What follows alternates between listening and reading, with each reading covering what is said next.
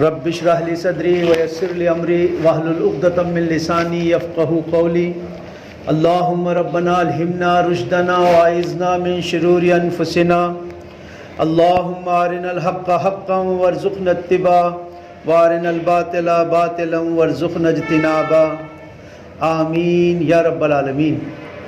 عزیز ساتھیو، السلام علیکم ورحمۃ اللہ وبرکاتہ۔ جیسا کہ آپ کے علم میں ہے کہ گزشتہ کئی ہفتوں سے ہم سورہ حجرات کا مطالعہ کر رہے ہیں ان جمعوں کے خطبوں کے درمیان۔ اس سے پہلے سورہ حجرات کی ابتدائی 4 آیتوں پہ خاصہ گفتگو ہو چکی تھی۔ ایک بار ذہن میں پھر تازہ کریں کہ وہ مضامین کیا چل رہے تھے، تاکہ آج کے اس خطبے سے اس کا ربط ہو جائے۔ سورہ حجرات مسلمانوں کی اجتماعی اور ملی زندگی سے تعلق رکھتی ہے۔ کل 18 آیتیں ہیں، 2 رکوع ہیں، اور کہہ سکتے ہیں کہ ایمانیات کے ضمن میں شریعت اسلامی جو مستحکم سماج کو لانا چاہتی ہے، یا ایسے لوگوں کا ایک خاندان وجود میں آ جائے، ان کی تربیت کے لیے یہ سورہ حجرات بہت ہی مفید ہے۔ مزید برآں ایک ملک ہو جو اسلامی قوانین کو فالو کرتا ہو، اس کے لیے بھی یہ ملی بحث اس کے اندر آئی ہے کہ کس طرح اس کا تعلق دوسرے ملکوں اور دوسرے سماج کے ساتھ رہے گا۔ شروعات اہل ایمان سے ہی کی گئی۔ یا ایھا الذین آمنوا، اے ایمان والو، لا تقدموا بین یدی اللہ ورسولہ، اپنے قدم ہرگز آگے مت بڑھاؤ اللہ اور اس کے رسول سے۔ یہاں اللہ اور اس کے رسول کے معنوں میں قرآن اور حدیث چھپا ہوا ہے۔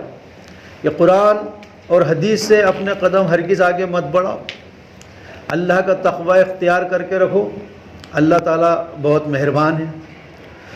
آگے فرمایا یا ایھا الذین آمنوا، اے ایمان والو، لا ترفعوا اصواتکم فوق صوت النبی، اپنی آوازوں کو نبی صلی اللہ علیہ وسلم کی آواز سے بلند مت کر دینا۔ کجہر بعضکم لبعض، جیسے کہ تم ایک دوسرے کے ساتھ آپس میں گفتگو کرتے ہوئے کر لیتے ہو، مبادا تمہارے اعمال غرق ہو جائیں، ہبط کر لیے جائیں اور تمہیں پتہ ہی نہیں چلے۔ تم تو سوچو گے کہ میں نے کوئی قانون نہیں توڑا، میں نے نماز نہیں چھوڑی، میں اسلام کے خلاف نہیں گیا، تو یہ کیا ہے؟ لیکن ہاں، سوء ادب کی وجہ سے سارے اعمال غرق ہو جاتے ہیں۔ اللہ کے رسول صلی اللہ علیہ وسلم کی ذات اقدس مبارکہ میں ہمارے لیے جہاں ایک نمونہ ہے، وہیں ایک نیوکلیس پوائنٹ، سینٹر پوائنٹ ہے جہاں پر ہم لوگ جڑ جاتے ہیں۔ جس انسان کے اندر جتنی زیادہ اللہ کے رسول صلی اللہ علیہ وسلم کی محبت ہوگی، ان کا اتباع ہوگا، ان کا اخلاق، چرتر، کردار، آچرن، ویوہار یہ ہوگا، وہ اتنا ہی ایک دوسرے کے بھی ساتھ رہے گا۔ ہمیں آپس میں جوڑنے والی کوئی چیز اگر ہے تو وہ اللہ کے رسول صلی اللہ علیہ وسلم کی شخصیت مبارکہ ہے۔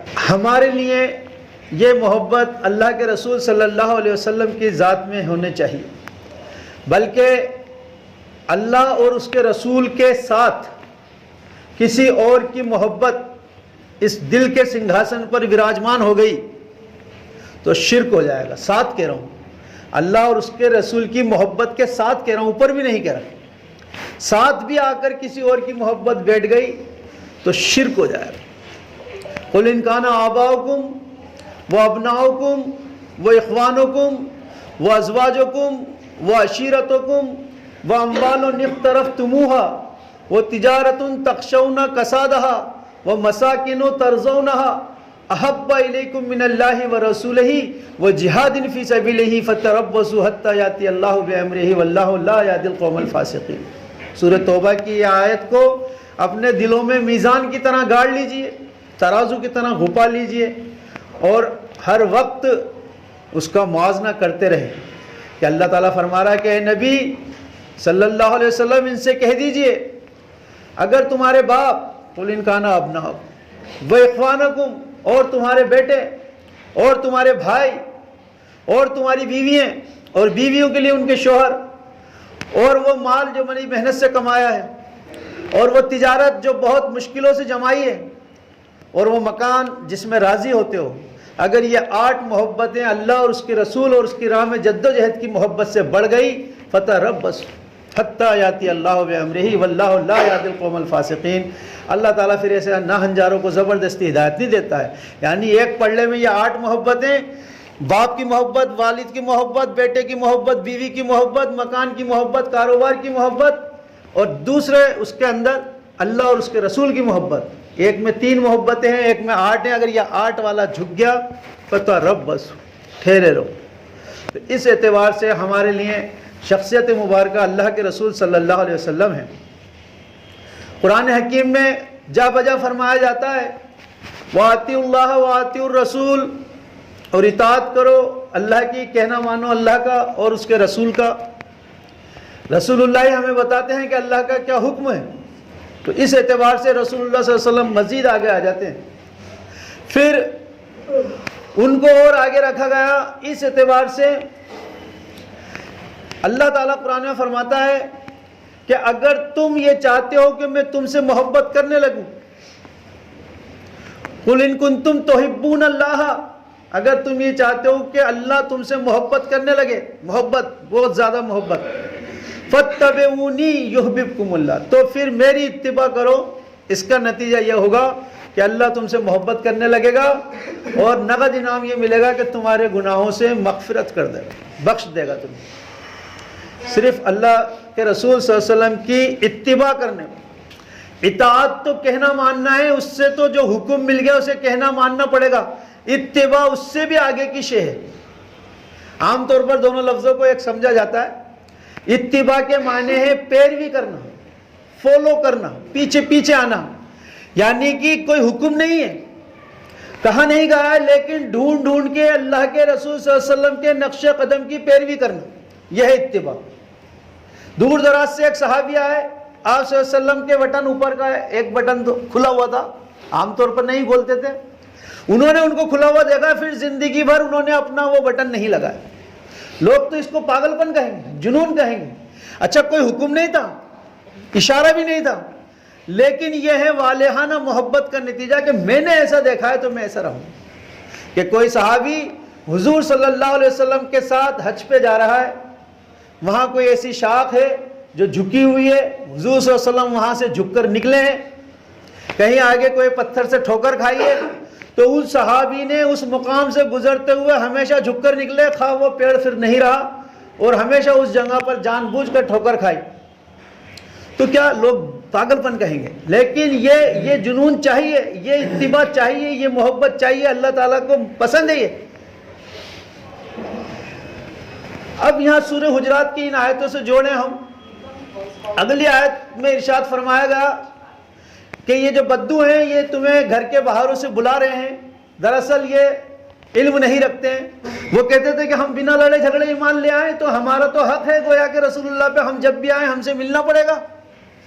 تو وہ کبھی بھی آ کے کنڈیاں بجاتے ہیں، بلاتے ہیں۔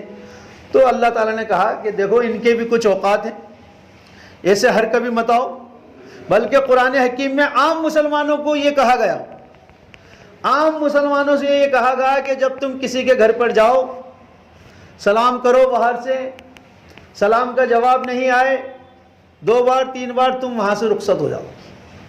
یا کسی کے پاس آپ گئے ہیں اور کنڈی بجا رہے ہیں کہ نہیں میں تو آیا ہوں آپ مجھ سے ملو، اس کو پورا اختیار ہے، گھر میں ہونے کے باوجود وہ آپ سے منع کر دے کہ میں نہیں مل سکتا، کیونکہ اس کے بھی اپنے ٹائم ہیں، اس کے بھی اپنے اوقات ہیں۔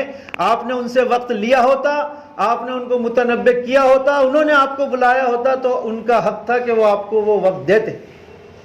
لیکن چونکہ بلکہ بچوں سے یہ کہا گیا کہ جب ماں باپ دوپہر میں سو رہے ہوں تو کمرے میں داخل مت ہو۔ تو اتنا معاشرے کو مضبوط بنایا گیا کہ وقت لے کر کام کیے جائیں۔ یہاں یہ جو بات آ رہی ہے، اس کے بعد جو اگلی آیت آئی، آیت نمبر 6 سورہ حجرات، یا ایھا الذین آمنوا ان جاءکم فاسق بنبأ فتبینوا ان تصیبوا قوما بجہالۃ فتصبحوا علی ما فعلتم نادمین۔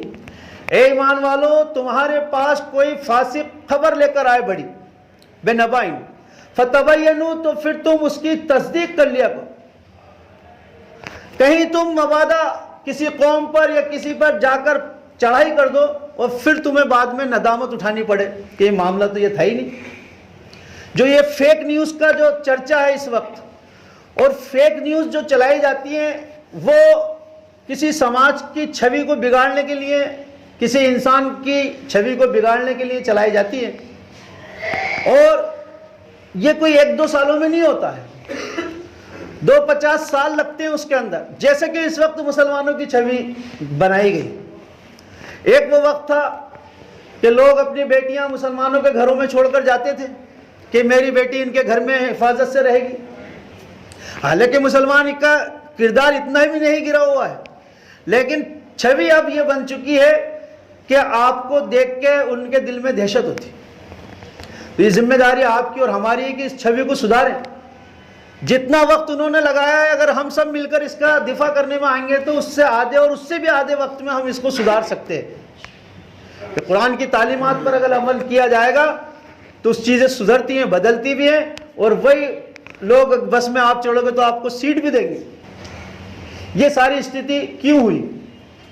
فیک نیوز کی وجہ سے. میڈیا میں فیک چرچا انسان فیک کر رہے باتیں بلکہ آپ صلی اللہ علیہ وسلم کی حدیث ہے کہ کسی انسان کے جھوٹا ہونے کے لیے اتنا ہی کافی ہے کہ وہ جو بات سنے اور بنا تحقیق کیے آگے بڑھا دے.